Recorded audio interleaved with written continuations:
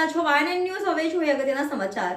આજરોજ નર્મદા જિલ્લાના પહાડગામ ખાતે ઓરસંગ નદીમાં આવેલ છે તેના ઉપર આરએનબી દ્વારા રોડનું સમારકામ કરવામાં આવી રહ્યું છે, જેથી ત્યાંના રહીશો તેમજ સરપંચશ્રી દ્વારા ધરણા કરવામાં આવી રહ્યા છે. સંતોષકારક કામ થાય તેવી માંગ કરવામાં આવી હતી.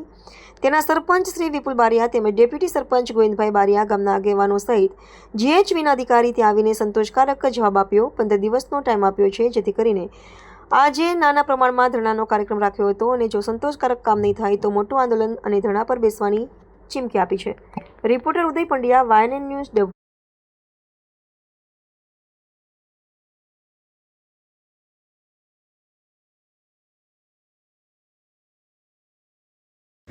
નમસ્કાર.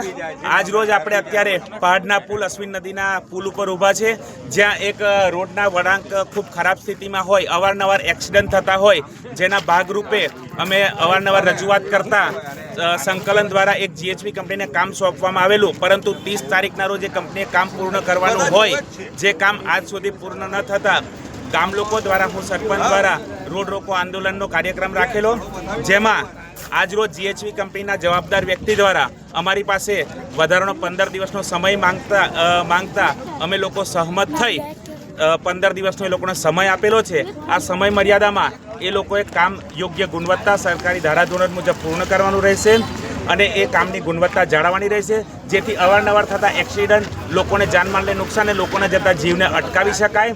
અને આ કાર્યક્રમમાં મારી સાથે ઉપસ્થિત તમામ મારી પંચાયતના પરિવાર, મારો તમામ ગ્રામજનો, આજુબાજુના લોકો તેમજ અમારા સાંસદ સભ્યશ્રી, અમારા ધારાસભ્યશ્રી તેમજ અમારા જિલ્લા પ્રમુખશ્રી, સર્વનો હું આભાર વ્યક્ત કરું છું. અને જે આપણા સંવિધાનનો ચોથો સ્તંભ એવા મીડિયાકર્મીનો પણ હું ખૂબ ખૂબ હૃદયપૂર્વક આભાર વ્યક્ત કરું છું કે જે લોકો દ્વારા મારી વાતને સમર્થન આપી આજે આ કામને જોર આપવામાં આવ્યું, જેથી આપ સર્વને પણ અને જીએચવી કંપનીને પણ ફરી એક વાર રજૂઆત કરું છું કે દિન 15માં કામ યોગ્ય ગુણવત્તા સાથે પૂર્ણ કરવામાં આવે. ભારત માતા કી જય! ભારત માતા કી જય!